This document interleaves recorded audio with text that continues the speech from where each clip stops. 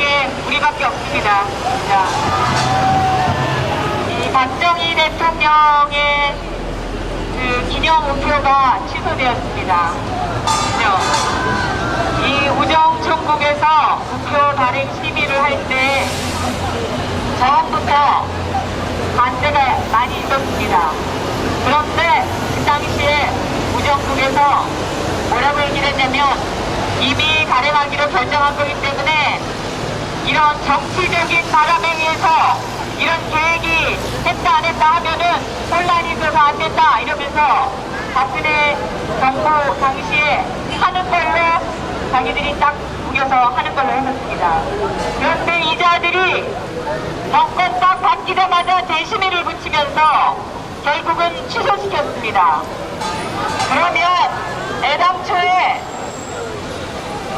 정치 바람에 의해서 이런 행정적인 결정이 오락가락해서는 안 된다고 얘기했던, 만약 그렇게 되면 이 우표 발행 심의위원회 위상이 떨어진다고 했던 그놈들은 도대체 한 입으로 두 마리 하는 겁니까?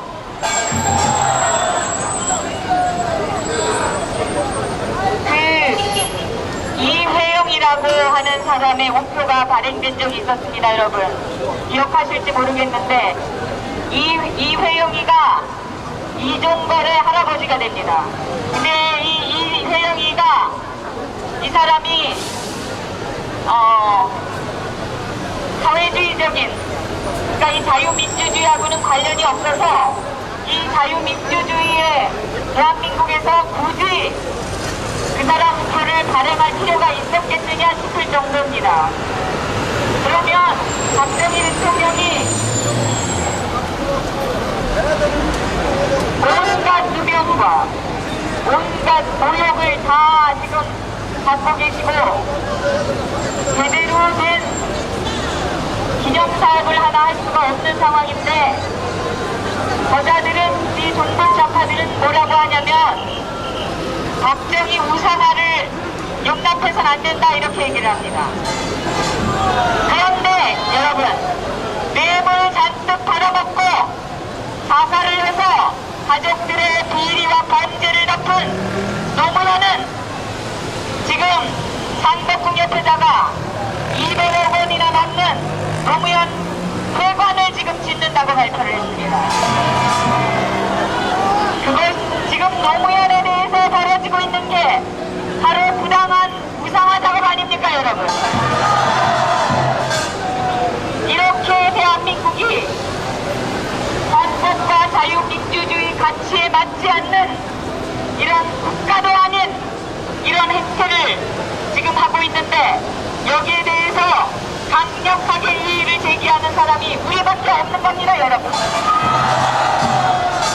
법을 안다는 사람들이 전부 입처가 깔려있고 평생을 공직에 국민의 세금으로 밥을 먹고 산 사람들이, 법과 원칙을 아는 사람들이, 공정의 중심을 아는 사람들이 지금 전부 입 닫고 있는 겁니다 여러분. 이 노무현 재단에서 짓는 이 새로운 노무현 회관이라는 것은 박정희 대통령 우표 발행이 취소되었다 발표난 다음날 보란듯이 발표했습니다. 그리고 그 돈은 전직 대통령 예우 운운하면서 국가에서 상당 부분을 지원한 것으로 지금 알려지고 있습니다. 지금 우리 박근혜 대통령은 지난 20년 동안의 계좌를 다 추적을 해도 부정한 돈 1원 한 푼 받았다는 그런 기록이 없어서 증거를 제시 못하고 있는데, 여러분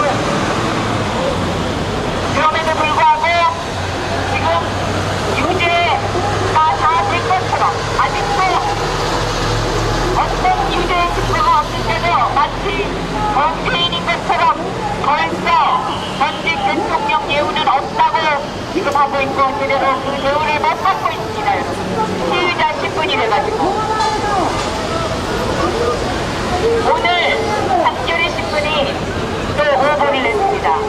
제가 제 페이스북에 국제 MNC가 박근혜 대통령에 대한 이 잘못된 인권유린적 재판을 조사하겠다라는 공문을 보내왔다 라고 제가 페북에 썼더니 저한테 전화 걸어서 단 한 줄도 한마디도 물어보는 적도 없었습니다. 그런데 이것은 거짓으로 판명되었다 라고 기사를 냈습니다. 여러분, 이 한겨레 기자 가만히 두지 않을 겁니다. 왜냐하면 그것은 사실이기 때문입니다. 한겨레 기자가, 서민재라는 이 기자가 뭐라고 얘기했냐면 국제 엠네스티에 문의한 결과 박근혜 대통령에 대한 재판에 대한 조사는 없었다. 그래서 이것은 가짜뉴스로 정리되는 분위기다, 이런 식으로 했습니다. 근데 제가 분명히 얘기했지만 이 엠네스티 인터내셔널에서 보내온 공문에 의하면 런던에 있는 국제 인터내셔널 지부의 스페셜리스트, 이 전문가들을 파견해서 이 사람들이 박근혜 대통령에 대한 이 재판을 팔로잉, 추적을 하고 거기에 따른 조처를 취하겠다. 이 말은 그 정부에 경고하는 것까지 포함하는 겁니다. 이렇게 하겠다라는, 앞으로 하겠다라는 공문이 왔고 그 사본을 제가 가지고 있습니다. 이 한겨레 신문의 이 오보는 기자들이 지금 국내에 이미 좌파들에게 장악당해 있는 이런 국제기구의 한국 지부하고 연결해서 이 엠네스티 코리아의 사람이 한 얘기를 마치 엠네스티 인터내셔널, 국제 엠네스티에서 한 말인 것처럼 보도를 한 것이 아니냐, 저는 이렇게 추측을 합니다. 이것을 처음에 이 공문을 받은 샌프란시스코에 계신 분한테 얘기를 나누면서 들어보니 그 샌프란시스코에 있는 외신 기자 한 사람은 한국 언론이 이렇게까지 거짓말하는 줄 몰랐다고 경험을 했다고 합니다. 그러면서 이것은 그냥 좌시할 문제가 아니라 이것은 자기들이 보도를 하는 것뿐만이 아니라 이 국제정치부 기자들을 모아서 이 한국에서 벌어지고 있는 일과 한국 언론의 문제를 자기들이 정확하게 알려주겠다, 이렇게까지 그 기자가 얘기했다고 합니다. 여러분, 이것은 지금 정부, 언론이고 정치가고 또한 검찰 모두 공무원들까지 지금 작성을 해가지고 있는 이 상황에서 국내에서 풀기가 어려운 문제입니다. 이것은 국제적인 상식과 진실과 정의를 지키는 국제기구와 국제 지도자들이 나서서 풀어야 될 부분이 분명히 있다고 봅니다. 이 부분을 우리는 끝까지 추진을 할 것입니다, 여러분. 믿고 기다려주시기 바랍니다. 그리고 지금 우리가 벌이고 있는 이 권양숙 구속 문제, 이것은 더불어 엄연히 사실 확인이 된 것이고 아무런 근거 없이 그 수사를 덮었기 때문에, 더군다나 그 범죄의 이 중요성이 너무나도 심각하기 때문에 반드시 저 권양숙과 불법적으로 부동산 투기를 해서 상속세 안 내고 지금 재산을 물려받은 그 자식까지 전부 구속 수사해야 될 사안이고 반드시 우리가 관찰해내야 될 사안이라고 봅니다, 여러분.